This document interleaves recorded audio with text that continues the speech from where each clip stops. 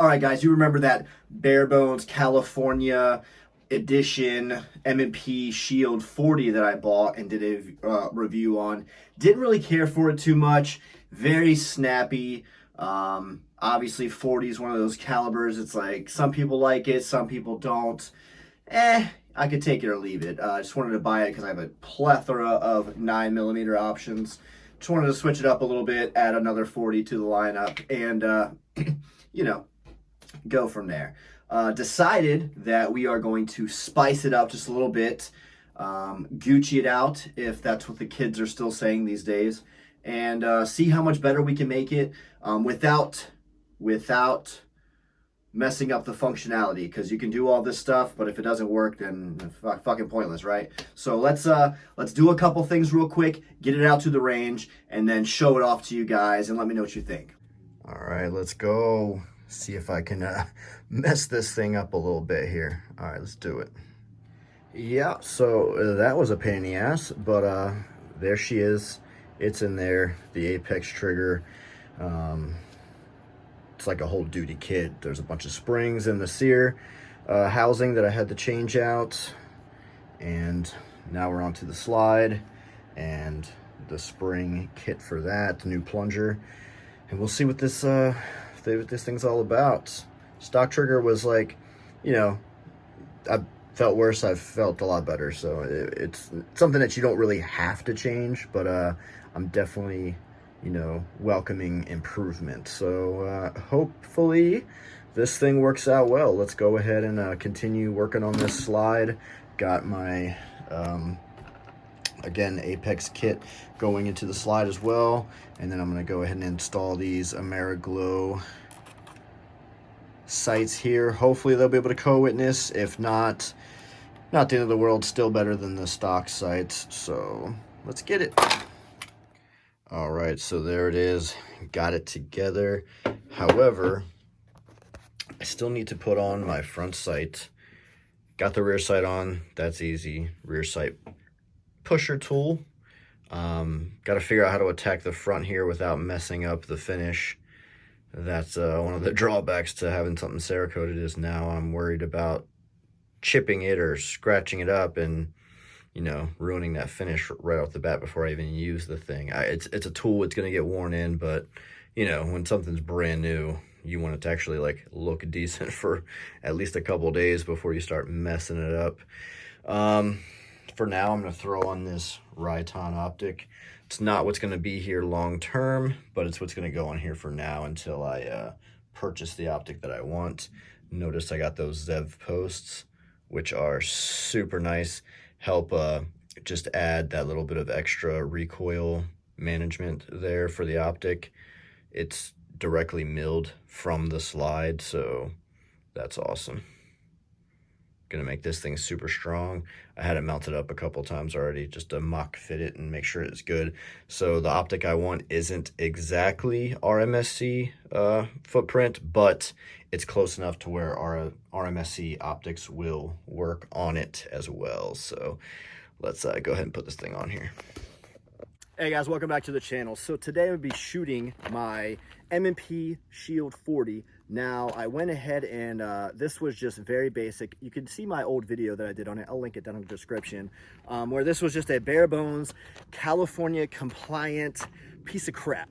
Not the Shield itself, but California compliant models, bare bones, no optic cuts. You know, in today's world of firearms, it was lacking a lot and it left a lot to be desired. So what did I do about it? So I went ahead and stripped my slide, sent it out to C&H Precision to have it milled for an optic. I have Zelle posts, got the whole nine. And then I went ahead and got it Cerekoted because it was only like $55 more. So I'm already paying for the slide cut service. I'm gonna have to pay at least $20 to $30 to have the cut portion Cerekoted. So why not an extra, you know, $30 to get the entire slide done? Went ahead and chose this Storm White, is what I believe it's called, or maybe it's Frost White. I don't know. One of those whites, Snow White for all I know.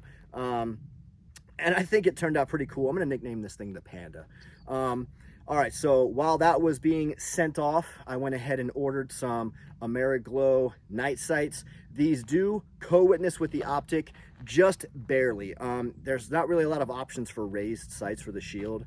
It is what it is. However, it is able to co-witness, but it is a like lower 1/3. Like you can just see it at the bottom of the glass. Enough to be able to get rounds on a target. But if you're gonna be taking precision shots at somebody's head, probably wouldn't risk it.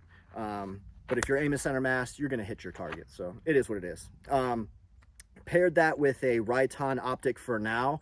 Kind of on the fence if I want to keep this on there or if I want to go with my original plan, and I'm just going to keep it quiet for now because it's not on there yet. So we'll see. We'll see how it does. We'll see how it goes. All right. So in addition to having the slide cut, putting the Amerigo sights on there, putting the Ridin on there, I also went ahead and put an Apex trigger kit in this thing. That's their duty kit. So it replaces the trigger spring, the sear spring, and the plunger in the top of the slide here. So all that's replaced, brand new. We're gonna go ahead and test this thing out today. Also, this thing, the California compliant model, does have the thumb safety here. It also had a magazine disconnect where if the mag was not inserted like it is now, then the trigger would not go off. It's just a dead trigger. So what I did is I looked up a couple of YouTube videos on how to remove that magazine disconnect, and I took my sear housing out, removed that magazine disconnect piece in there, just a little metal piece in there, and then what I did was, a lot of the YouTube videos said use a ballpoint pen spring. So I cut it down to size, what worked for me, put it in there, and sure enough, that worked. And now I have no more magazine disconnect, and empty, no mag inserted, boom, reset. So without a mag inserted, this trigger does work now. So I got rid of California's craziness. Also got rid of the loaded chamber indicator when I got the optic cut, so no more of that. However, it does still have that little opening there where you could see if it's got a round in the chamber if you wanted to, or you could easily just press check. It's not a big deal. I don't know why they harp on loaded chamber indicators. It's a piece of shit. If you don't know your weapon's loaded, then you probably shouldn't be carrying one. I'm just saying. All right.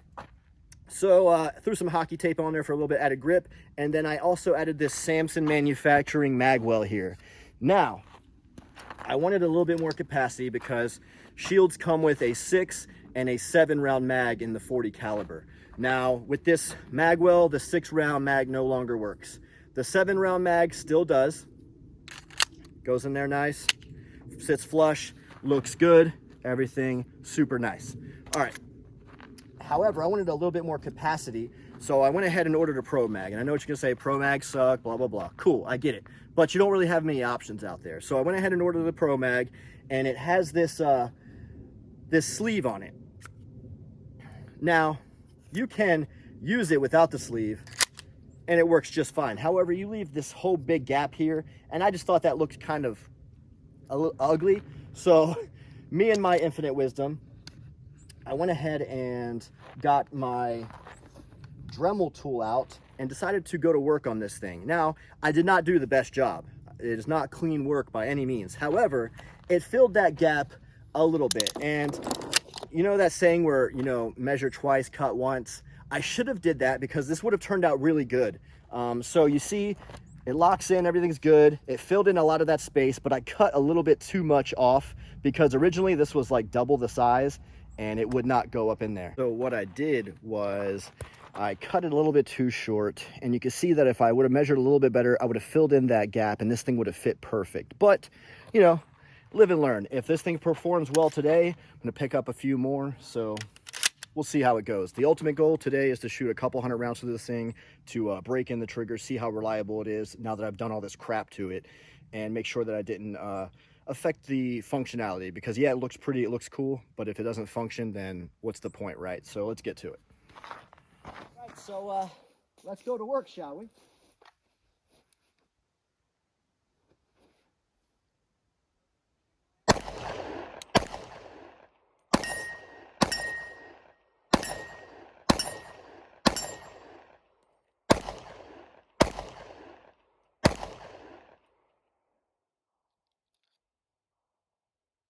Pro Mag working flawlessly.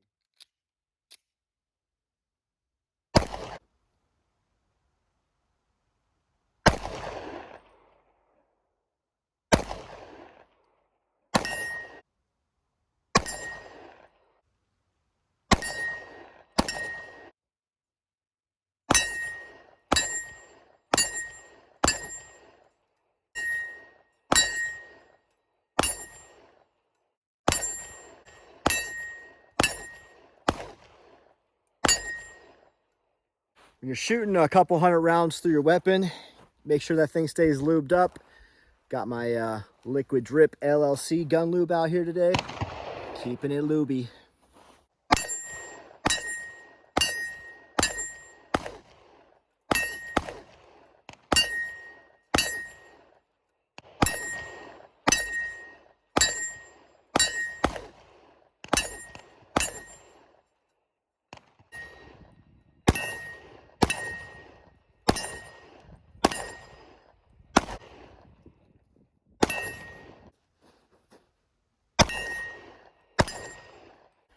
All right, so this thing is nice and freaking dirty, nasty, got some holster wear on it. So we're gonna show that the magazine disconnect does work. So I'm gonna load one round and then I'm gonna remove the magazine. So this is a California compliant model, so it shouldn't fire, but we'll see what happens.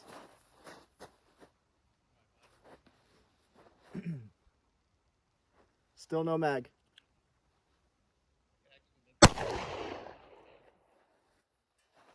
What?